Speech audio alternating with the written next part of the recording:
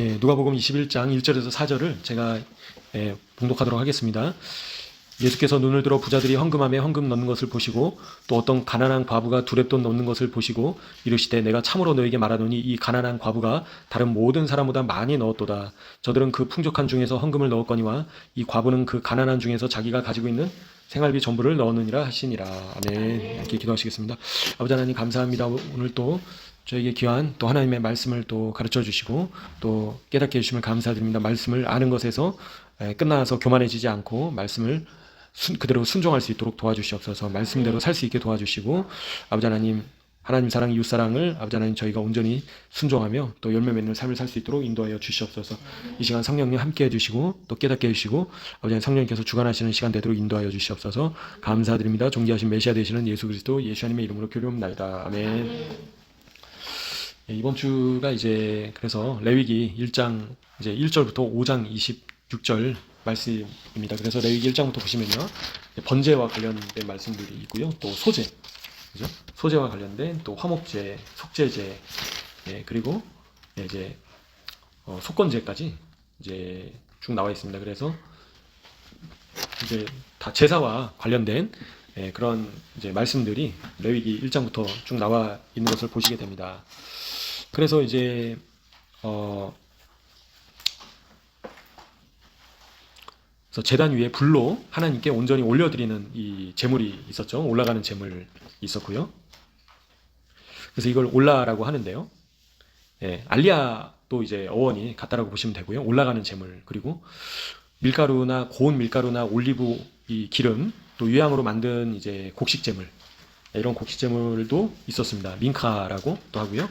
제물을 가져온 사람이 제물을 태우고 일부를 제사장에게 준 후에 고기를 먹는 화평 제물 있었고요. 그죠? 또 대제사장이나 아니면 전체 공동체나 왕 또는 일반 유대인이 잘못 죄를 지었을 때 속죄하기 위한 또 이 속죄제가 있었다라는 거죠. 그래서 여러 가지 제사들이 이제 나와 있는데요. 그래서 이제 이 고르반이라고 하죠. 그래서 이 고르반 하나님께로 세상을 하나님께로 높이는 수단이었다라고 유대인들은 얘기를 한다라는 겁니다. 이 고르반이. 그래서 고르반의 뜻이 지난번에도 말씀드렸지만 가까이 다가간다라는 의미가 있는 거죠.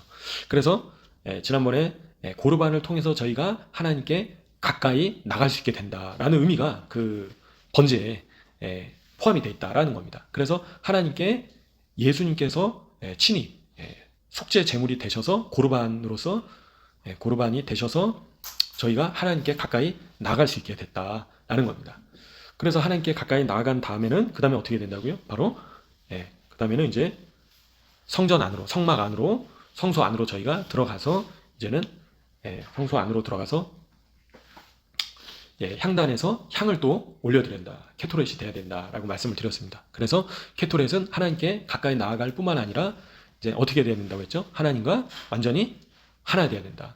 그래서 하나님은 하나님, 나는 나가 아니라 하나님과 완전히 연합되고 하나님과 이제 하나 되는 수준까지 이제 올라가야 된다. 이제 그런 얘기를 하고 있습니다. 유대인들조차도. 그래서 근데 이 번제가 고르반이 또 이 세상을, 그죠? 이 땅을 하나님께로 올려드리는 수단이었다라는 겁니다.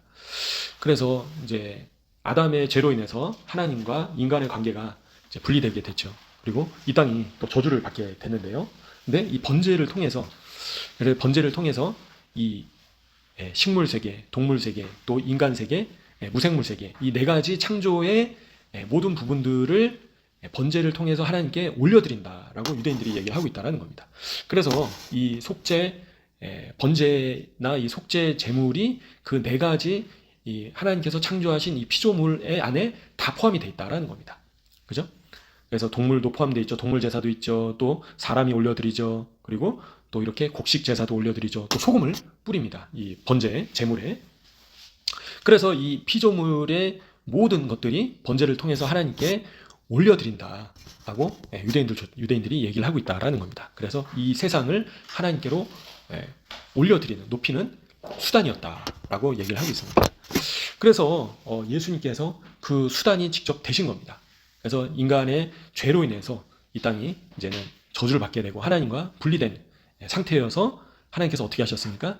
예수님을 이 땅에 보내셔서 예수님께서 친히 속죄물의 대심으로 말미암아 이 모든 피조물들이 이제는 다시 하나님께로 돌아갈 수 있는 문을 열어주셨다라는 겁니다. 그래서 다시 회복시키실 수 있는 문을 예수님께서 여셨다라는 거죠.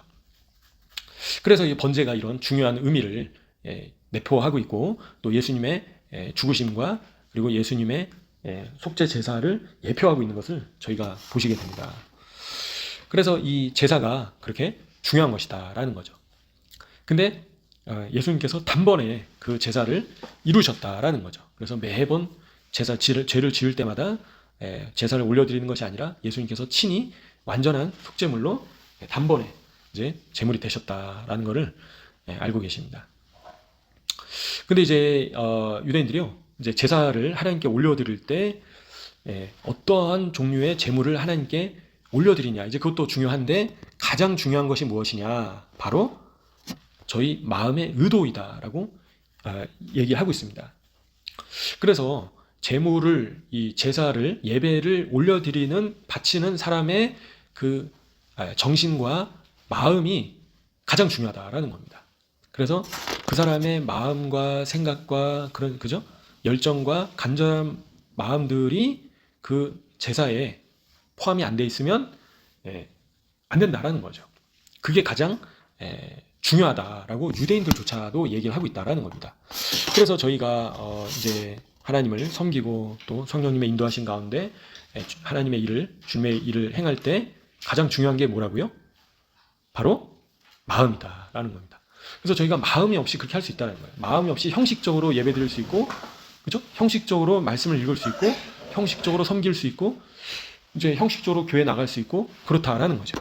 근데 유대인들조차도 저희의 정신과 마음이 포함되어 있지 않으면 안 된다라고 얘기를 하는 거예요. 하나님께 제사를 올려드릴 때요. 그래서 저희 자신을 돌아봐야 됩니다. 나는 나의 마음을, 간절한 마음을 하나님께 올려드리고 있는가? 아니면 그냥 단순히 종교 생활을 하고 있는가? 그죠? 종교인으로서 살고 있는가? 아니면 저희의 간절한 마음을 하나님께 담아서 하나님께 간절하게 올려드리고 있는가? 내어드리고 있는가? 저희의 생각과 감정과 마음을 다해서 주님께 담아드리고 있는가? 돌아보실 필요가 있다라는 겁니다. 그래서 그렇게 하지 않고 실제적으로 형식적으로, 그죠? 저희가 말씀을 읽고 기도하고 예배에 참여하고 봉사하고 섬기고 이런 것들이 안고 없는 찐빵이다라는 겁니다. 가장 핵심이 빠져 있는 것이다라는 거죠. 그래서 저희는 저희의 유대인들은요, 그래서 더 나아가서는요, 제사가 저희가 가지고 있는 어떤 것을 희생해야 되는데 단순히 이 육체적인 그 짐승을 도살하는 것만으로는 충분하지 않다라고, 바꿀 수 없다라고 얘기를 하는 겁니다. 그래서 저희의 제사를 가져와야 된다, 이제 그렇게 표현을 하고 있다라는 거죠. 그래서 이 죄를 지었기 때문에 양이나 염소나 소나, 그죠? 비둘기나 이런 곡식이나 이런 것들을 가져와서 하나님께 올려드리는데 더 나아가서 더 구체적으로는요, 저희 안에 있는 것을 끌고 나와서 끄집어내서 하나님께 내어드려야 된다, 이제 그렇게 얘기를 하고 있다라는 겁니다. 그게 뭘까요? 바로 뭐겠습니까? 바로 내적 자아이다라는 겁니다. 저희 자신, 내면의 자아를 하나님께 번제로, 속죄 제사로 내어드려야 된다라는 겁니다.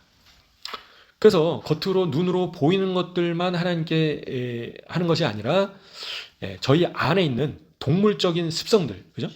동물적인 그런 이제 습관들, 동물적인 모습들, 이런 것들까지도 끌고 나와서 하나님께 번제로 바쳐드려야 된다. 유대인들조차 그렇게 얘기를 하는 거예요. 동물적인 자아를 끄집어내서 하나님께 바쳐드려야 된다. 그죠? 그래서 동물적인 자아가 뭐가 있겠습니까? 여러 가지가 있겠죠. 그죠? 자기 만족에만 관심이 있는 것, 이런 것들이 동물적인 습성이다라는 겁니다. 동물적인 욕구이다라는 거죠. 그리고 물질적인 충동, 이런 것들, 물질적인 충동, 그죠? 저희를 영적인 성장, 영적인 상승의 길에서 벗어나게 하는, 빗나가게 하는 그런 충동들, 이런 것들이 동물적인 것이다라고 유대인들조차 얘기를 한다는 거예요. 그래서 제사를 드릴 때는 살아있는 짐승을 죽일 뿐만 아니라 저희 안에 있는 이 동물적인 모습들이, 동물적인 자아가 도살되어야 된다, 죽여버려야 된다라고 유대인들조차도 얘기를 하고 있다라는 겁니다. 그래서 이게 단순히 그냥 형식만 갖춰서는 제사가 이루어지지 않는다라는 거예요. 겉으로 보여지는 이 짐승을 죽여서 번제로 바쳐드리는 것만으로는 충분하지 않다라는 거죠. 그래서 저희 안에 있는 내면의 그 동물적인 모습들, 동물적인 감정들, 동물적인 사고들, 동물적인 습성들, 동물적인 욕정들, 욕심들, 그런 것들을, 충동들, 이런 것들을 다 제사를 올려드릴 때 끄집어내서 죽여버려야 된다는 거예요. 그것도. 그래야지 제사가 완성된다라는 겁니다. 그렇다면 저희는 구체적으로 어떻게 적용할 수 있겠습니까? 저희가 예배를 드릴 때, 그죠? 기도를 할 때, 그리고 말씀을 묵상할 때, 이런 것들이 어떤 것이죠? 다 일련의 영적인 제사이다라는 겁니다. 영적인 예배이다라는 거죠. 그래서 저희는 이런 영적인 제사를, 예배를 하나님께 올려드릴 때 반드시 저희 안에 있는 자아를, 동물적인 자아를 끄집어내서 어떻게 된다고요? 도살시켜야 된다라는 겁니다. 죽여버려야 된다라는 거예요. 같이. 그게 없이는 제사가 아니라는 거예요. 예배가 아니라는 겁니다. 그래서 여전히 내가 살아있고 내 안에 자아가, 동물적인 모습들이 살아있는 상태에서는 제사가 형성되지 않는다라는 거죠. 달리 말하면.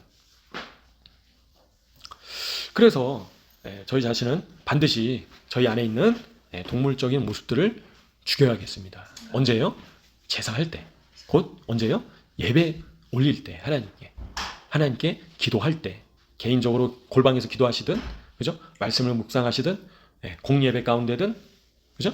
그래서 하나님께 예배를, 제사를 올려드릴 때에는 겉으로 보여지는 것만으로 해서는 안고 없는 찐빵이다라는 겁니다. 핵심이 빠져 있는 것이다라는 겁니다. 그래서 저희 안에 있는 자아 중심적인, 그죠? 이런 것들을 끄집어내서 같이 죽여야 된다라는 겁니다. 그래서 저희가 직접 짐승을 잡아서 죽이진 않잖아요, 지금은. 근데 대신 누가 죽으셨습니까? 바로 예수님께서 친히 속죄 제물이 되셨는데요. 그죠? 갈라디아서 2장 20절 말씀처럼 내가 그리스도와 함께 십자가에 못 박혔나니 그런즉 이제는 내가 산 것이 아니요 오직 내 안에 주님만이 살아계신다라는 겁니다. 그죠? 그래서 예수님께서 죽으실 때 저희의 자아도 같이 어떻게 된다고요? 유대인들이 얘기하는 것처럼 같이 죽어야 된다는 겁니다. 어디서요? 십자가에서. 십자가에 저희 동물적인, 그죠? 옛사람의 그런 모습들이 십자가에 못 박혀야지 온전한 제사이다, 온전한 예배이다 라는 겁니다. 유대인들조차 그렇게 얘기를 하고 있다라는 거죠. 그래서 저희는 이런 동물적인 기쁨과 흥분을 추구하는 것이 아니라 유대인들은요, 더 높은 부르심을 위해 그런 영적인 기쁨과 흥분을 추구해야 된다라고 얘기를 하고 있습니다. 그래서 그런 것들이 바로 헌신이고 자기 희생이다라고 표현을 하고 있습니다. 그래서 저희가 하나님을 위해서 헌신한다는 것은, 그죠? 하나님을 위해서 나 자신을 희생한다라는 것은 어떤 것이라고요? 바로 저희 안에 있는 동물적인 모습들을 도살하는 것, 그죠? 그리고 하나님을 위한 영적인 기쁨과 흥분을 바로 가져야 된다는 거죠. 무엇을 위해서요? 하나님의 높으신 그 부르심을 위해서.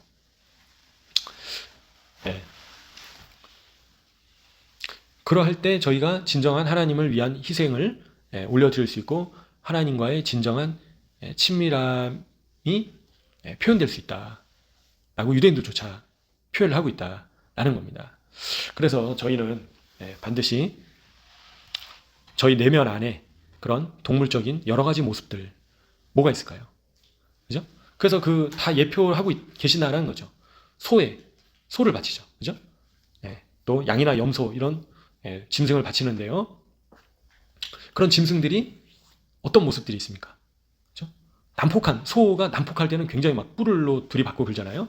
그래서 저희 안에 있는 그런 동물적인 모습이 바로 그런 소처럼 난폭하고 공격적이고 거칠고 강압적이고 그죠? 막 소가 막 짓밟고 그죠? 들이받고 이런 것처럼 그리고 짐승처럼 동물처럼 자신의 욕망에 쉽게 복종하는 모습들 그런 것들을 극복하고 희생할 때 진정으로 하나님께 가까이 다가갈 수 있다라고 유대인들조차 얘기를 하고 있다라는 겁니다. 그래서 고르반이 온전히 이루어지기 위해서는 겉으로 드려지는 겉으로 나타나는 그런 짐승의 제사뿐만이 아니라 어떻게 된다고요? 저희 안에 있는 영적인 바로 도살이 또 죽임이 이루어져야 된다. 그럴 때 진정으로 아버지 하나님께 가까이 다가갈 수 있다라고 유대인들조차 얘기를 하고 있다라는 겁니다. 그럴 때 고르반이 온전히 이루어질 수 있다. 하나님께 진정으로 가까이 나아갈 수 있게 된다라는 거죠. 근데 그런 동물적인 욕망이 추구하는 그 욕망이 굉장히 강렬하다라는 거죠.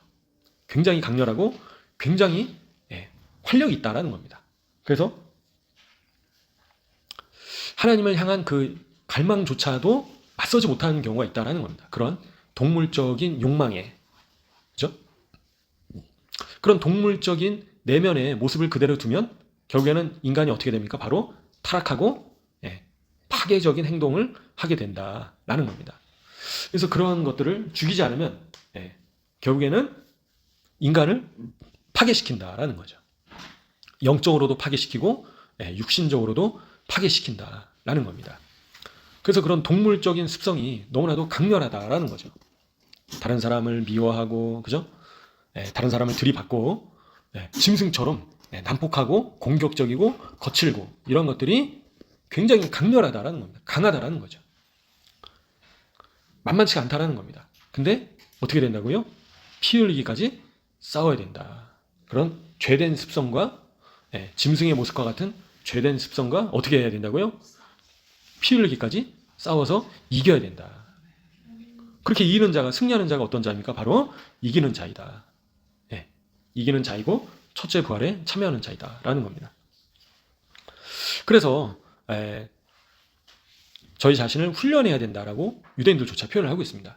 그래서 이기기를 다투는 자는 어떻게 합니까? 절제를 한다라는 거죠. 절제를 하고 그리고 경주에서 승리하고자 하는 자는 어떻게 하죠?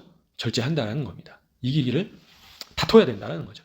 이기기를 힘써야 된다라는 겁니다. 계속 패배해서는 안 된다라는 겁니다. 그래서 자꾸 나를 넘어뜨리는 죄악들에 대해서 자꾸 넘어지고 있으면 실제로는 고르반이 제대로 이루어지지 않고 있다는 겁니다. 제사가 드려지지 온전한 제사가 드려지지 않는다라는 거죠. 그래서 먼저 예물을 제단 앞에 두고 뭐 하라고 하십니까? 하나님께서 형제와 화목해라. 그래서 형제와 화목하지 않은 상태에서 예물을 올려드리는 것을 하나님께서 받으신다고요? 안 받으신다라는 겁니다. 그래서 아무리 저희가 많이 기도하고 금식하고 그리고 섬기고 해도 여전히 형제와 화목하지 않으면 어떻게 한다고요? 어떻다고요? 그 제물을 하나님께서 받으십니까? 안 받으십니까? 안 받으신다는 거예요. 인정이 되나요? 안 되나요? 하나도 안 된다는 겁니다. 인정이. 얼마나 억울합니까? 이게. 그렇게 내가 힘써서 이렇게 열심히 기도하고 금식하고 말씀 묵상하고 또 섬기고 했는데 그런 예배를 찬양하고 그죠? 그런데도 하나님께서 어떻게 하신다고요? 받지 않으신다라는 겁니다. 받지 않으신다. 그 전제 조건이 뭐라고요? 먼저 형제와 화목해라. 이웃사랑 해라. 라고 먼저 말씀하신다는 거죠. 미워하지 말라. 용서해라. 그죠? 그리고 원수를 사랑해라. 원수의 머리 위에 숯불을 올려놓아라. 그래서 이게 안 되면 소용이 없는 겁니다. 아무런 의미가 없는 겁니다. 저희가 힘쓰고 애쓰고 시간을 들이고 몸이 부셔져라 섬겨도 하나님께서 받지 않으신다는 거죠. 이사야 선자를 통해서도 말씀하셨죠. 하나님께서 수많은 재물을 하나님께 가지고 와서 바쳤는데도 하나님께서 받고 싶지 않다고 말씀하시는 거예요. 그죠? 더 이상 가져오지 말라고 하시는 겁니다. 그래서 저희는 반드시 이 문제를 해결하고 넘어가야 된다. 그죠? 그래서 죄의 문제를 해결하고 죄를 끊어내고 동물적인 저희 안에 있는 자아를 죽이면서 하나님께 제사를 올려드려야 된다라는 겁니다. 저희 안에 있는 동물을 죽이지 않으면 온전한 고르반이 될 수 없다. 하나님께 가까이 나아갈 수가 없다라는 겁니다. 그래서 하나님께 가까이 나아가기 위해서라도 또 하나님께서 받으시는 제사가 되기 위해서라도 또 하나님께서 인정하시는 제물이 되기 위해서 예물이 되기 위해서 저는 어떻게 된다고요? 형제와 화목해야 된다. 모든 그런 응어리진 마음들, 용서하지 않는 마음들, 그런 쓴뿌리, 그죠? 그리고 이런 모든 것들을 부정적인 감정들 이런 것까지도 어떻게 된다고요? 전부 다 죽여야 된다. 다 끊어내야지만 그 제사를 하나님께서 받으신다라는 겁니다. 그래서 저희 모두가 그런 자가 되시기를 간절히 소원합니다. 그래서 저희가 서운할 수도 있고요, 그죠? 아쉬운 것도 있을 수 있고, 하지만 어떻게 해야 된다고요? 용서해야 된다. 예수님께서는 70번에 7번이라도, 7번에 70번이라도 무제한으로 용서해라 말씀하시는 거죠. 쉽지 않지만 그렇게 할 때 하나님께 온전히 제사가 올려질 수 있다라는 겁니다. 그래서 저희는 반드시 저희 안에 있는 동물적인 짐승 같은 모습들까지도 죽여서 도살해서 하나님께 바쳐드려야 된다. 피와 기름을 바쳐드려야 된다. 그래서 그렇다는 거죠. 그리고 이제 곡식 제사와 이제 관련해서요. 이제 곡식 제물은 영혼이다라고 유대인들은 표현을 하고 있는데요. 무슨 말인가? 바로 곡식 제물을 바치는 자들이 누구일까요? 바로 가난한 자들인데요. 하나님께 동물 제사를 바치기 어려울 정도로 가지고 있는 게 없는 겁니다. 그래서 소유가 없는 자가 이 한 줌, 그죠? 그리고 자기가 가지고 있는 그 곡식, 정말 그거를 하나님께 내어드리면 굶어 죽을 수도 있는데 그거를 가지고 나와서 하나님께 내어드리는 자는 하나님께서 어떻게 여기신다라고 유대인들은 표현을 하냐면요, 자신의 영혼을 하나님께 바친 자이다 라고 표현을 하고 있다는 겁니다. 그래서 예수님께서도 과부의 두렙돈을 가장 귀하게 여기셨다라는 거죠. 하나님께서는 많이 가지고 있는 자가 많이 드리는 것보다도, 그죠? 정말 아무것도 없는 자가 자신이 가지고 있는 전부를 하나님께 내어드릴 때 유대인들의 표현으로는요, 자신의 영혼을 하나님께 바친 자이다 라고 표현을 한다는 거죠. 그래서 곡식 제물을 영혼이라고 표현을 하고 있습니다, 유대인들은. 그래서 이제 유대인들은요, 그래서 이 곡식, 이제 어떤 비유를 들어서 한 여인이 고운 밀가루 한 줌을, 이거 밀가루 한 줌 해봤자 얼마나 되겠습니까? 뭐 몇 세켈 안 될 거 아니에요, 그죠? 근데 하나님께서 꿈으로 제사장에게 보이신 거는 자신의 목숨을 희생한 것으로 하나님께서는 여기신다라고 꿈을 통해서 보이셨다라고 유대인들은 얘기를 하고 있다라는 거죠. 그래서 그 한 줌 밀가루 그게 없으면 굶어 죽을 수도 있는 상황이었는데 가난한 자는 그것마저도 하나님께 내어드렸다라는 거죠. 그렇게 했을 때 하나님께서는 그 가난한 자가 자신의 목숨을 희생한 것으로 여기신다라고 유대인들은 표현을 하고 있습니다. 그래서 하나님께서는 그들의 재물을 특별히 고마워하신다, 더 고마워하신다, 그렇게 표현을 하고 있습니다, 유대인들은. 그래서 예수님께서도 누가복음 21장 말씀에서 참으로 너희에게 말한다, 이 가난한 과부가 다른 모든 사람보다 많이 넣었다, 그렇게 표현하신다는 거예요. 그래서 하나님께서 인정하시는 분량은 어떻다라고요? 가난한 과부가 가장 많이 하나님께 올려드렸다라는 겁니다. 예수님께서 그렇게 인정을 하신다라는 거예요. 그죠? 가난한 중에서 자기가 가지고 있는 생활비 전부를 넣었다라는 거죠.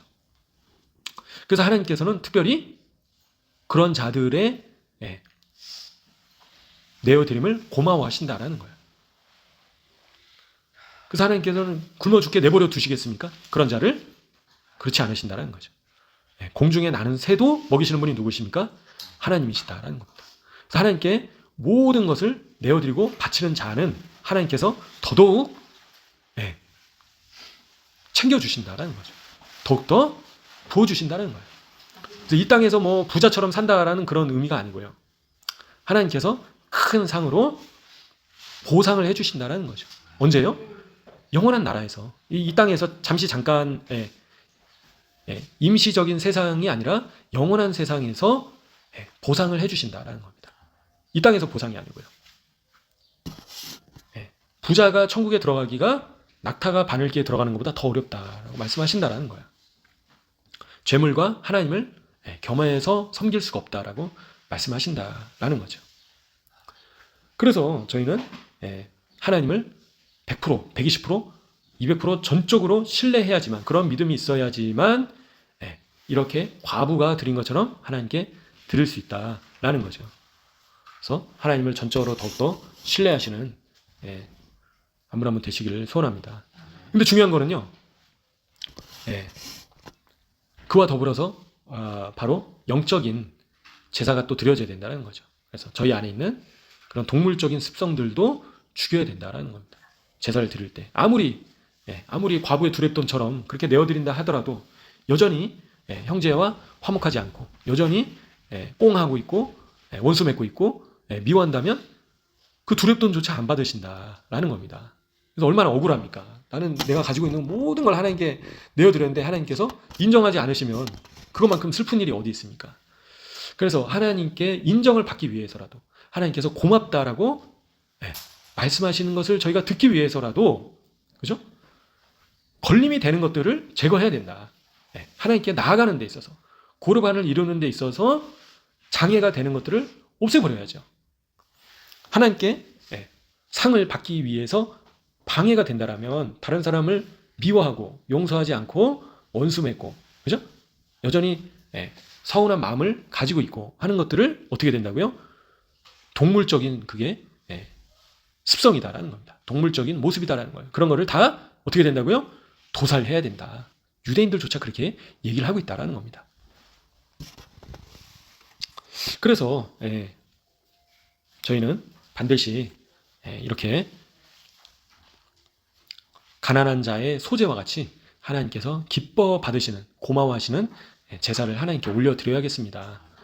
많이 있는 중에서 찔끔 아까워서 하나님께 조금 내어드리는 것이 아니라 하나님께서 기쁨으로, 하나님께 기쁨으로, 자원함으로, 즐거움으로 아낌없이 하나님께 다 드릴 때 굶어 죽을까요? 죽지 않는다라는 겁니다. 하나님께서 책임지신다라는 거죠. 물론 이 땅에서 뭐 부자가 되고, 그죠? 막 세상 사람들이 남부럽지 않게 세상 사람들이 부러워하는 그런 갑부가 되고 그렇지는 않겠죠. 그게 오히려 독이 될 수도 있습니다. 그렇죠? 그래서 저희가 하나님께 이렇게 하나님께 올려드릴 때, 그죠? 하나님께 제사를 올려드릴 때, 그래서 하나님께서 기뻐하신다라는 겁니다. 그래서 이렇게 제사를 하나님께 올려드릴 때 종종 유대인들은 하나님의 빵이라고 이렇게 부르는데요. 이제 은유적인 표현인 거죠. 그래서 저희가 밥을, 그죠? 유대인들은 빵을 먹지만 저희는 밥을 먹지 않습니까? 빵을 먹는 것이, 또 음식을 먹는 것이 저희의 몸을, 그죠? 유지시켜주지 않습니까? 그래서 밥을 먹지 않고 음식을 안 먹으면 죽게 되는데요. 그죠? 근데 이런 제사가 바로 영적인 빵이다라고 유대인들은 표현을 하고 있습니다.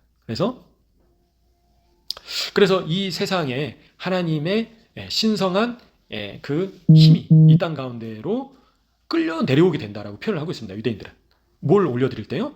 제사를 올려드릴 때 신성한 그런 에너지가 세상으로, 하나님께로부터 세상으로 끌려오게 된다라고 유대인들은 표현을 하고 있다라는 거죠. 그래서 그 하나님의 생명이 이 땅 가운데로, 이 세상 가운데로 내려오게 된다라고 유대인들은 표현하고 있습니다. 언제요? 바로 하나님께 온전한 제사를 올려드릴 때, 그게 영적인 양식이다라는 겁니다. 만나가 그런 예표인 것이죠. 바로 하나님께서 하늘에서 만나를 내려주셨는데요. 그죠? 육신의 음식이 만나가 됐지만 만나는 또 어떤 걸 나타냅니까? 바로 하나님의 영적인 양식을 또 나타내고 있다라는 겁니다. 그래서 저희가 육신적인 음식을 먹을 뿐만 아니라 영적인 음식을 먹지 않으면 어떻게 될까요? 영적으로 죽게 된다라는 겁니다. 그래서 저희가 육신의 음식만 계속 먹게 되면 저희 육신은 살아있다 하더라도 저희의 영은 죽게 된다는 거죠. 영적인 양식을 먹어야 된다라는 겁니다. 근데 그 영적인 양식이 뭐라고요? 바로 제사이다. 바로 하나님을 예배하는 것이다 라고 하는 겁니다. 그래서 저희가 하나님께 온전한 예배를, 제사를 올려드려야지만 하나님의 그 양식이, 빵이, 밥이 이 땅 가운데로 내려오고 저희에게로 내려오게 된다라는 겁니다. 은유적으로, 표현으로. 그래서 저희는 온전한 제사를 반드시 올려드려야 된다는 거예요. 선택이 아닌 겁니다. 이거는 죽고 사는 문제이다라는 겁니다. 밥을 안 먹으면 어떻게 될까요? 굶어 죽죠. 그죠? 영적인 양식도 먹지 않으면 굶어 죽게 된다. 영적으로 굶어 죽게 된다. 그래서 영적으로 굶어 죽어서 지옥에 떨어질 수 있는 거죠. 그래서 저희는 반드시 온전한 제사를, 예배를 하나님께 올려드려야 된다라는 겁니다. 그게 바로 저희의 영적인 양식이다라는 겁니다. 그래서 제사는 매일마다 제사가 드려졌다라는 겁니다. 하나님께. 그죠? 일주일에 한 번 제사가 드려진 게 아니라 매일마다 하나님께 제사가 올려드려졌다라는 거죠. 그래서 저희는 매일마다 밥을 먹듯이, 그죠? 매일마다 영적인 양식을 충분하게 공급을 받아야지만 건강하게 영적으로 살아갈 수 있다라는 겁니다. 근데 그 제사를 막는 것이 뭐라고요? 형제와 화목하지 않는 것. 그죠? 그러면 어떻다고요? 제사가 온전히 드려지지 않는다라는 겁니다. 그래서 제사를 드리기 전에 예물을 제사 앞에 두고 먼저 형제와 가서 화목해라 말씀하시는 겁니다. 그래서 저희의 기준이 높을 수 있습니다. 저희가 기대하는 수준이 높을 수 있잖아요. 다른 사람에 대해서. 그래서 실망할 수도 있고 분통이 터질 수도 있고 억울할 수도 있고 하지만 예수님께서는 그럼에도 불구하고 용서해라 라고 말씀하시는 거죠. 그리고 레위기 3장 16절 보시면요.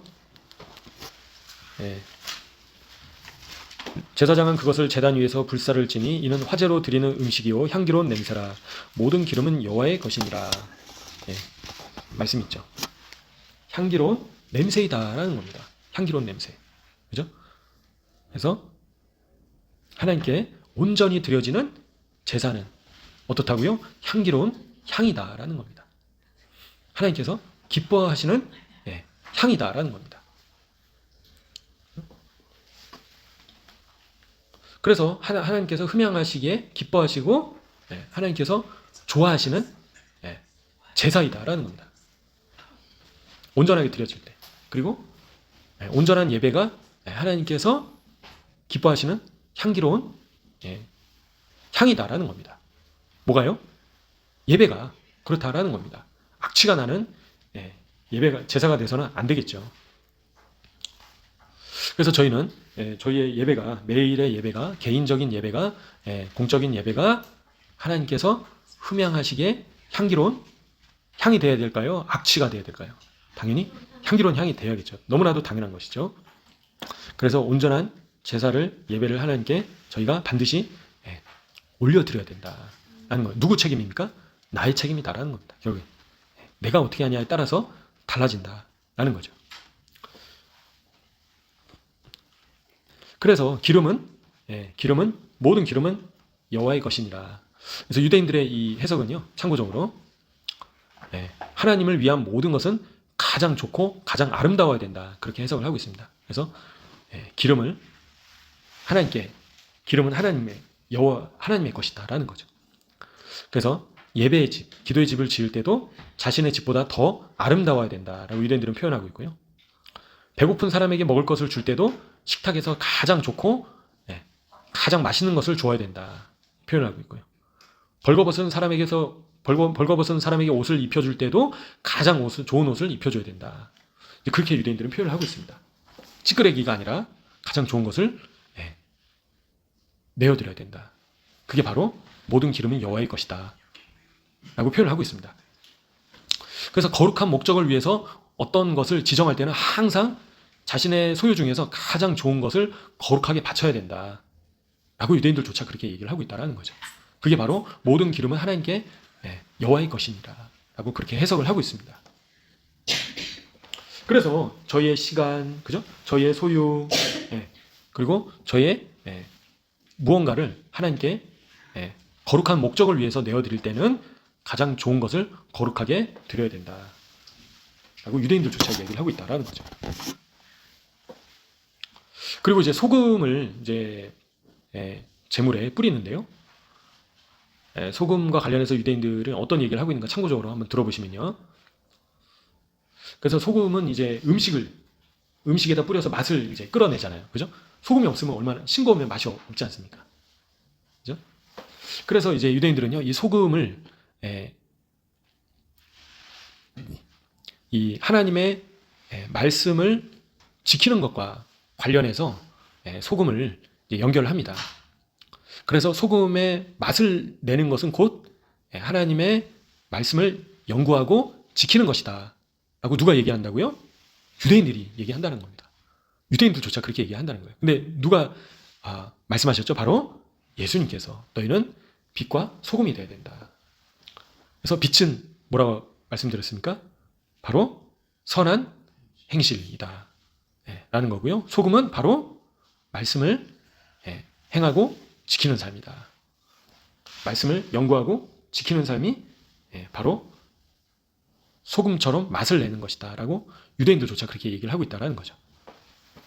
그래서 저희가 소금처럼 말씀을 연구하고 지키기를 힘써야 된다. 그게 바로 소금의 맛을 유지하는 것이다 라는 겁니다. 반대로 말씀을 무시하고 말씀대로 살지 않으면 어떻게 될까요? 소금인 저희가 어떻게 됩니까? 맛을 잃어버리게 되는 것이다 라는 겁니다. 반대로는. 그래서 말씀을 계속 자꾸 어기면 결국에는 소금으로서의 역할이 끝난 거죠. 그럼 어떻게 된다고요? 밖에 버려지게 된다는 겁니다. 그래서 결국에는 하나님의 말씀을 불순종하는 자는 어떻게 된다고요? 밖에 버려지고 슬피 울며 이를 갈게 된다라는 겁니다. 그래서 저희는 반드시 말씀을 어떻게 됩니까? 지켜야 된다라는 겁니다. 그게 바로 소금의 맛을 유지하는 것이다라는 거죠. 그래서 저희가 자꾸 저희를 넘어지게 하고 지키지 못하게 하는 이 악한 영들이 말씀을 지키지 못하게 하면 그것과 싸워서 반드시 승리해야 된다라는 겁니다. 그리고 소금은 어떤 역할이 있습니까? 또 방부제의 역할이 있죠. 소금이 부패하나요? 결코 부패하지 않는다라는 겁니다. 그래서 저희도 부패해서는 안 된다. 소금처럼 부패해서는 안 된다. 그렇게 표현을 하고 있습니다. 그래서 저희가 하나님께 가까이 가려고 해야 된다는 거죠. 가까이 가려고 시도해야 된다는 겁니다. 부패하지 않는다는 거는 하나님께 계속 가까이 가려고 하는 것이 바로 부패하지 않는 것이다 라고 얘기를 하고 있고요. 근데 그러한 가까이 가려고 하는 것들이 일시적이어서는 안 된다라고 표현을 하고 있습니다. 성실해야 된다. 그래서 소금이 절대 부패하지 않는 것처럼 저희가 하나님께 가까이 다가가는 삶이 일시적이어서는 안 된다라고 유대인들조차 얘기를 한다라는 거죠. 그래서 지속적이어야 되고 끝까지 부패해서는 안 된다라는 겁니다. 끝까지 완수해야 된다는 거죠. 끝까지 성실해야 된다. 끝까지 어떻게 된다고요? 충성되어야 된다. 예수님께서 말씀하셨잖아요. 요한계시록에. 그죠? 끝까지 충성을 다해야 된다. 그게 바로 부패하지 않는 소금과 같은 모습이다. 그리고 소금은 또 어떤 역할을 합니까? 바로 살균제 역할을 하죠. 살균 효과가 있습니다. 소금 자체에. 그래서 저희의 삶이 정화시키는, 그죠? 더러운 것들을 깨끗게 하는 자가 되어야 된다. 소금처럼. 저희 자신이 살균제 역할이 되어야 된다는 거죠. 균들을 다 죽여버려야 되는 겁니다. 이 균들을. 악한 균들을. 그죠? 병에 걸리게 하는 이 균들을 제거하는 살균제 역할을 저희가 소금처럼 해야 된다. 정화시켜야 된다라는 거죠. 더러운 것들을 깨끗하게 하는 역할을 균을 죽이는 역할을 해야 된다. 저희가. 그죠? 악한 영들을 죽이는, 그죠? 그래서 저희 안에 또 저희 주변에 그런 병에 걸리게 하는 그런 균들을 죽여버리는 그런 역할을 저희가 해야 된다라는 겁니다. 그리고 또 소금은 어떤 역할을 했습니까? 바로 치유에 하는 역할을 했었다. 그죠? 그래서 엘리사 선지자가 여리고에서 물을 어떻게 하죠? 소금을 뿌렸을 때 물이 독이 없어지게 됐다라는 거예요. 치유의 그런 역사가 일어났다라는 거죠. 그래서 저희는 이 소금처럼 그래서 이 독을 제거하는 그런 역할이 되어야 된다라는 거죠. 또 치유하는 역할이 되어야 된다. 그죠? 고치는 그런 역할이 되어야 된다. 그래서 저희 안에 있는 그런 독을 소금처럼 제거해야 된다라는 겁니다. 동물적인 충동을 독으로 비유를 한다는 거죠, 유대인들은. 동물적인 충동이 아까 계속 설명을 드렸던 그런 동물적인 습성들이 바로 독이다라는 겁니다. 그래서 그런 것들을 제거해야 된다. 그리고 물질적인 그런 이제 모습들, 그죠? 이 세상이나 세상을 사랑하는 것들, 이런 것들이 바로 독이다라고 비유를 한다라는 거죠, 유대인들은. 그런 것들을 제거해야 된다. 그게 바로 소금의 역할이다라고 표현을 하고 있습니다. 그래서 이 소금을 뿌려야 된다는 거죠. 제사에서. 모든 희생 제사에서 소금을 바쳐야 되는데요. 그래서 소금이 이런 이제 광물이죠. 그리고 기름이나 포도주나 밀가루는 식물이고요. 동물은 동물이고요. 또 희생을 바치는 사람은 인간이죠. 그래서 이 네 가지 모든 이 땅의 피조물이 하나님의 나라를 거룩하게 높여드린다라고 표현을 하고 있습니다. 제사를 통해서. 그래서 제사가 굉장히 중요하다라는 거죠. 이 땅을 회복시키고 이 땅을 거룩하게 바꾸고 이 땅을 하나님께 올려드리는 것이다. 뭐가요? 예배가 그렇다라는 겁니다. 온전한 예배가, 그죠? 그래서 예배는 공예배뿐만 아니라 개인 예배뿐만 아니라 섬김이 될 수도 있고요. 그죠? 하나님께서 기뻐하시고 향기로운 제사가 되어야 된다. 향이 되어야 된다. 하나님께서 고마워하시는 제사가 되어야 된다. 라는 겁니다. 그래서 이 자리에 계시는 모든 분들이 소금과 같은 자가 되시기를 또 간절히 소원합니다. 저희 모두가 소금처럼 변화되어야 된다는 거죠. 맛을 내고, 그죠? 부패하지 않고요. 그리고 살균제 역할을 하고요. 그죠? 또 치유하는 그런 역할을 저희가 감당해야겠습니다. 그래서 맛을 잃어버리지 않도록 하나님의 말씀을 지켜야 된다. 그래서 하나님의 말씀을 불순종하면 맛을 잃어버리게 되는 것이다. 그리고 일시적으로 하나님의 말씀을 따라서 사는 것이 아니라 부패하지 않도록 지속적으로 끝까지 같은 모습으로 성실을 해야 된다. 그렇죠? 또한 모든 균을 제거하는 모든 부정적인 것들을 이제 제거하는 살균제 역할을 하고요. 또 치유하는 역할을 독을 제거하는 역할을 해야 된다. 그래서 저희가 소금과 같은 자가 반드시 되어야겠습니다. 소금과 같이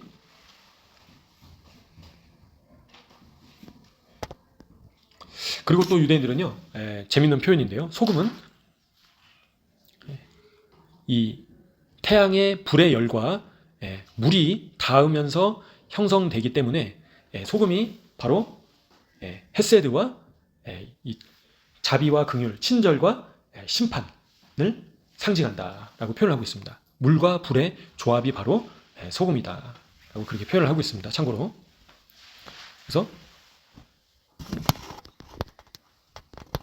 그래서 유대인들은요. 그래서 이제 아까 형제와 화목해야 된다 말씀드렸잖아요. 그와 관련해 가지고 유대인들이 뭐라고 얘기를 하냐면요. 다른 사람에 대해 폄하하는 말을 하는 것 자체에 겁을 먹는다라고 표현을 합니다.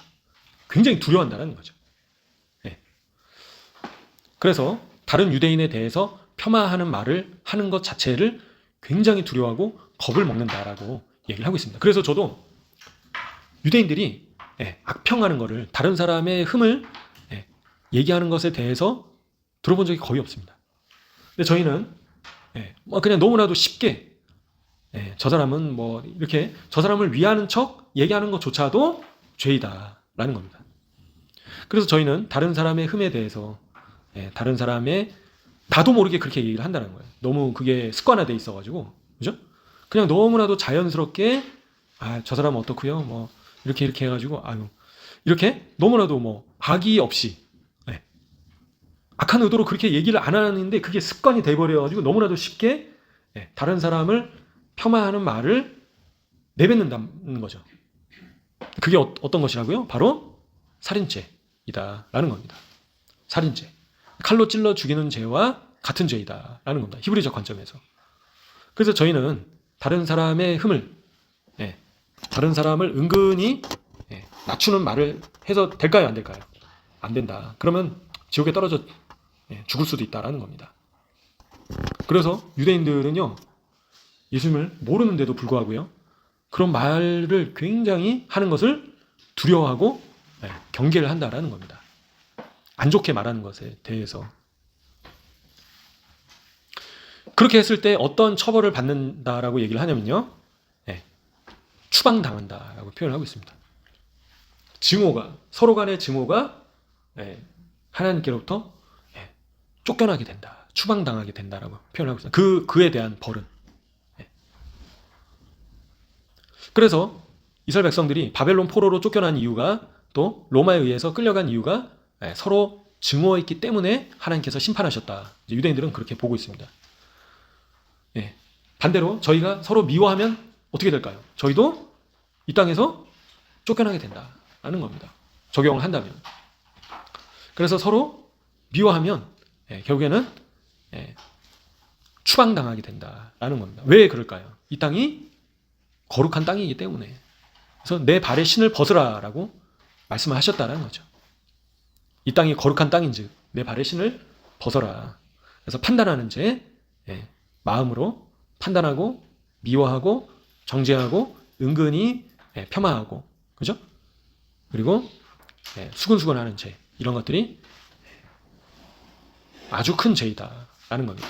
그래서 유대인들은 말로 짓는 죄에 대해서 굉장히 두려워한다. 근데 저희는 너무나 쉽게도 의식하지 못하면서 그런 죄를 너무나도 쉽게 크리스찬들은 짓고 있다라는 겁니다. 그래서 저희는 반드시 다른 사람을 축복하고, 다른 사람을 칭찬하고, 다른 사람을 위로하고, 격려하고, 좋은 말, 감사의 말, 위로의 말, 축복의 말, 잘되는 말, 설령 나한테 잘못했다 하더라도 축복해주고 하나님께 축복해 주시도록 기도하고, 그렇게 해야 된다라는 겁니다. 그게 누구를 위해서라고요? 나를 위해서. 나 자신을 위해서 그렇게 해야 된다라는 거죠.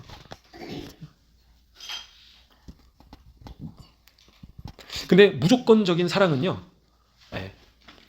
추방당하는 하나님의 그 심판의 원인을 무효화시킨다. 그리고 최후의 구원을 가져오게 된다라고 표현을 하고 있습니다. 어떤 사랑이요? 무조건적인 사랑이 최후의 구원을 가져오게 된다. 그리고 하나님의 심판을 무효화시킨다. 하나님의 그 징벌이 멈춰지게 된다는 거죠. 쉽게 얘기하자면. 어떤 것이요? 조건 없는 사랑이 그러하다. 너가 나한테 잘해줬기 때문에 내가 이렇게 해줄게. 그거는 아니다라는 겁니다. 그죠? 조건 없이 사랑과 친절과 자비와 긍휼을 베풀 때 최후의 구원을 가져오게 된다라고 유대인들조차 얘기를 하고 있다는 겁니다. 그래서 친구에게 도움을 제공하지 않는 것조차 하나님께 대한 불충실한 것이다 라고 표현하고 있습니다. 어떤 사람에게 도움이 지금 필요한 상황이에요. 근데 그거를 내가 도울 수 있는데, 그죠? 내가 도울 수 없다면 몰라도요, 내가 도울 수 있는데도 불구하고 돕지 않는 것은 그 자체가 죄이다라는 겁니다. 아니, 내가 뭐 저 사람을 미워한 것도 아니고 저 사람을 때린 것도 아니고 저 사람한테 피해 준 것도 아닌데 내가 돕지 않았다고 그게 죄라고? 생각하실 수 있잖아요. 그죠? 근데 히브리적 관점에서 예, 불충실하게 행동하는 것이 죄인데 바로 하나님께 대한 불충실한 것이 죄인데 다른 사람을 돕지 않은 것이 하나님께 대한 불충실한 것이다 라고 표현을 한다는 거예요. 그게 바로 죄이다라는 겁니다. 바로 실패이다라는, 실패한 것이다라고 얘기를 하는 거예요. 그래서 다른 사람을 돕지 않은 것은 결국에 실패한 사람이다라는 겁니다. 아니 내가 이렇게 지금 나도 바쁘고 내가 굳이 저 사람까지 내가 도와줘야 돼? 나한테 나한테 보탬이 된 게 하나도 없는데, 나를 도와준 것도 하나도 없고, 나한테 사탕 하나 준 것도 없는데 내가 왜 도와줘야 돼? 그 세상에 그거는 방식인 거죠. 그죠? 그래서 예, 다른 사람을 도울 수도 있는데도 불구하고 돕지 않는 것은 예, 죄이고 실패한 사람이다. 그래서 저희는 반드시 도울 수 있을 때 도와줘야 된다. 그죠? 겉옷을 달라고 하면 예수님께서 뭐라고 하셨죠? 속옷까지 줘라. 그리고 오리를 가자고 하면 심리까지 가져라 말씀하시는 거죠. 하나님 나라의 원리는, 법은 그러하다라는 겁니다. 아니 그런 법이 어디 있어요? 라고 얘기할 것도 없습니다. 지옥 가서 그렇게 부르짖을 수도 없는 겁니다. 그죠? 저희가 하나님 나라의 법대로 살아야지 하나님 나라의 백성인 거죠. 그죠?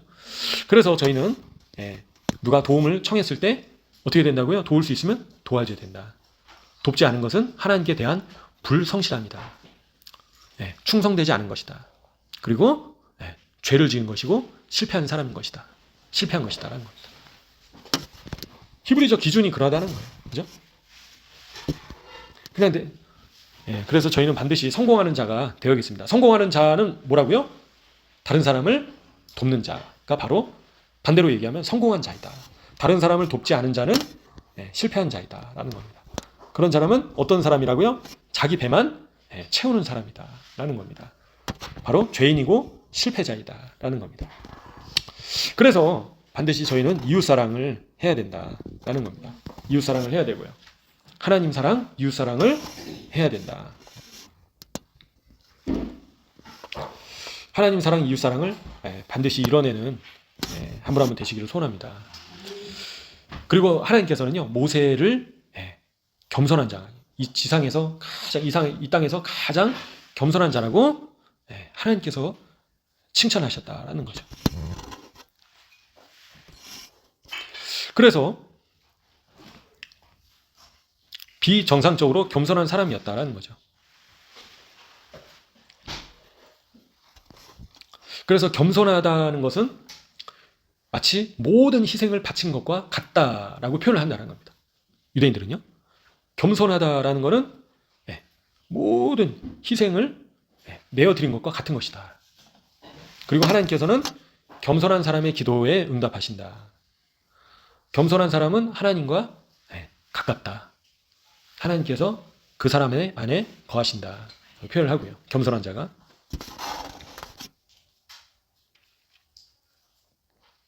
그래서 진정으로 겸손한 자가 가장 높은 영적인 수준이다라고 표현을 합니다. 그래서 가장 영적으로 높은 수준은 진정으로 겸손한 상태가 바로 가장 높은 수준이다라고 표현을 하고 있습니다. 그리고 자신을 자꾸 높이려는 사람은 거만하게 행동하는 사람은 하나님께서 낮추신다. 자신을 낮추는 사람은 겸손한 자는 하나님께서 높여주신다라는 겁니다. 그리고 새로운 세상, 다가올 세상을 그죠?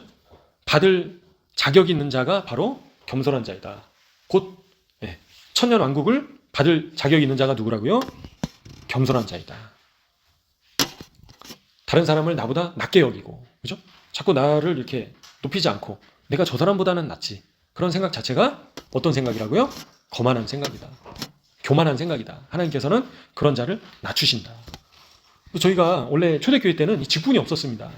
그래서 직분이 참 위험한 거죠. 그죠? 그래서 저희는 직분이 그 사람의 계급을, 하나님 나라의 계급을 정해주는 게 아닌 거거든요. 예수님께서는 섬기는 자가 가장 큰 자이다. 내가 목사니까 하나님의 나라에서 높은 자일까요? 절대 아니다. 지옥에 떨어질 수 있습니다. 내가 전도사니까. 그죠? 그래서 어떤 외적인 그런 직분이 그 그 사람의 상을 결정하지 않는다라는 겁니다. 오히려 그런 외적인 증분이 그 사람을 어떻게 만들 수 있다고요? 교만하게 만들 수 있다. 그리고 하나님의 나라에서 가장 낮은 자가 될 수 있다는 거죠. 그래서 나는 막 내가 높은 사람이 되려고 내가 막 이렇게 열심히 신학도 하고 목사도 되고 했는데 정작 천국에 들어가니까 가장 쫄병인 겁니다. 그렇게 되면 얼마나 억울하겠습니까? 그죠? 근데 예수님의 기준은 뭐라고요? 섬기는 자가 가장 큰 자이다. 그죠? 누구처럼요? 종처럼 섬기는 자가 가장 큰 자이다. 그래서 겸손한 자가 그런 자이다라는 겁니다. 그리고 영적으로 가장 높은 수준이고 다가올 세상을 받을 자격이 있는 자이다라는 겁니다. 스스로 공로를 차지하지 않는 자이다라는 겁니다. 내가 이렇게 했으니까 내가 이만큼 내가 이걸 차지해야지. 그러지 않는다라는 거죠. 겸손한 자가. 그래서 저희는 겸손한 자가 되어야겠습니다. 다른 사람이 칭찬을 하더라도 겸손을 유지해야 된다. 나를 자꾸 높이면 안 된다는 거예요. 내가 그래도 이만큼 내가 이렇게 하나님을 위해서 헌신하고 내가 이렇게 많이 수고하고 기도하고 또 금식하고 내가 이렇게 많이 또 헌금했는데 나를 높이면 어떻게 되냐고요? 결국에는 하나님께서 낮추신다. 그래서 벌레만도 못한 자로 나를 여겨야 된다는 거죠. 개미가 차라리 나보다 낫다. 기어가는 개미가 나보다 깨끗하다. 그죠? 사도 바울도 자신을 어떻게 여겼습니까? 죄인 중에 괴물, 자기를 괴물로 여겼다는 겁니다. 나는 괴물과 같은 자이다. 그죠? 저희는 다 죄인이다라는 겁니다. 더러운 죄인이고 괴수이다라는 거죠. 괴물 같은 자. 벌레만도 못한 자. 기어가는 개미보다 더러운 바퀴벌레보다도 못한 자가 바로 바퀴벌레보다 못한 거죠. 실제로는. 바퀴벌레는 뭐 병균을 옮기는 정도지만 육신을 좀 더럽히는 정도지만요. 저희는 악을 행하면 영적으로 더럽힘을 입히잖아요. 그죠? 영적으로 다른 사람에게 더러움을 입히면 바퀴벌레보다 못한 자인 거죠. 저희가. 그렇지 않습니까? 그래서 저희는 벌레보다 못한 자이다. 그런 자를 구원해 주신 하나님께 감사를 올려드려야 된다라는 겁니다. 그래서 겸손한 자가 되어야 된다. 그래서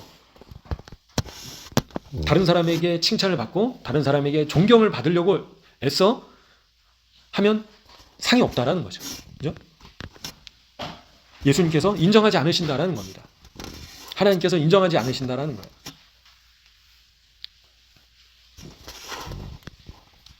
그래서 거만한 자를 또 뭐라고 얘기하냐면요. 유대인들은요. 거만해지면 지혜가 사라지게 된다. 지혜를 뺏기게 된다라는 겁니다. 명철함이 사라지게 된다는 거예요. 거만하면 하나님께서 그와 함께 사실 수 없다라고 얘기를 합니다. 거만해지고 교만해지면 성령님께서 이 안에 계실 수가 있나요? 계실 수가 없다는 거예요.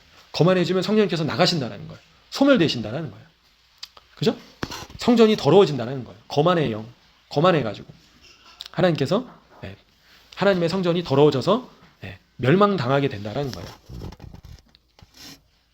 그래서 살인죄와 같은 아주 그런 사람을 쳐 죽인 죄와 거만한 죄와 같을까요? 다를까요? 유대인들은 같게 여긴다는 거예요. 그래서 거만한 자는 우상 숭배자와 같다라고 표현하고요. 거만한 자는 창조주 하나님을 부인하는 자와 같다라고 얘기를 하는 거고요. 거만한 자는 음란한 자와 같다라고 표현하고요. 거만한 자는 부활의 자격이 없다라고 표현을 합니다. 유대인들이요. 참고적으로 거만한 자는 죽음을 초래하게 된다라고 얘기를 하고 있습니다. 거만한 자는 지혜가 사라지게 된다. 거만해지면 예언을 하지 못하게 된다라고 얘기를 하고 있습니다. 거만하게 되면 왕국을 잃게 된다라는 거죠. 그래서 저희는 반드시 교만하지 않아야겠습니다. 겸손해야겠습니다. 나를 뭔가 대단하게 여기서는 안 된다. 그죠? 내가 목사이기 때문에, 전도사이기 때문에, 내가 신앙생활을 오래 했기 때문에 교만해서는 안 된다라는 겁니다. 반드시 저희 자신을 낮게 여겨야 된다. 다른 사람보다 낮게 여겨야 된다. 다른 사람을 더 훌륭하게 여기고, 다른 사람을 나보다 더 낮게 여기고, 그죠? 그렇게 해야 된다. 그런 자가 누구라고요? 바로 겸손한 자이다라는 겁니다. 이 시간은 그래서 함께 기도하시면 좋겠는데요. 주님, 저희가 소금이 되게 하시고 겸손한 자가 되게 하시고 정말 온전한 예배를 하나님께서 기뻐하시는, 흠양하시기에 합당한 하나님께서 고마워하시는 제사를 올려드릴 수 있도록 도와주세요. 주님, 저희를 변화시켜 주세요. 맨날 듣고 잊어버리고 맨날 똑같은 삶을 살지 않게 도와주세요. 변화될 수 있게 도와주세요. 이 시간 함께 기도하시면서 나가시면 좋겠습니다. 기도하시겠습니다.